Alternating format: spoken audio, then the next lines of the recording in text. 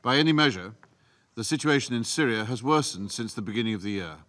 We now estimate that some 13.5 million people in Syria are in need of some form of protection and humanitarian assistance throughout the country, an increase of some 1.2 million in just 10 months.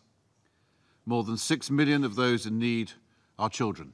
This is one of the largest displacement crises of modern times. Fighting and violence has forced over half of the people in Syria from their homes in a period of just over 4 years, many of them multiple times. There are now some 6.5 million people displaced inside Syria. In addition, nearly 4.2 million have fled the country, with neighbouring countries in the region bearing an enormous burden.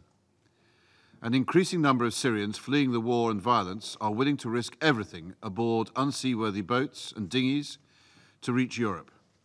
Of the 680,000 arrivals by sea in the Mediterranean in 2015, over 50% are Syrian.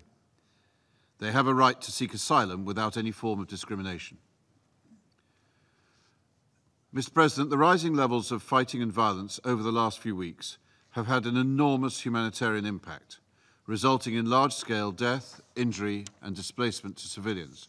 The pace of displacement in Syria remains relentless.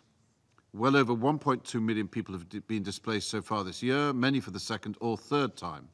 Further displacement is expected to continue at a similar rate unless there is an end to the fighting.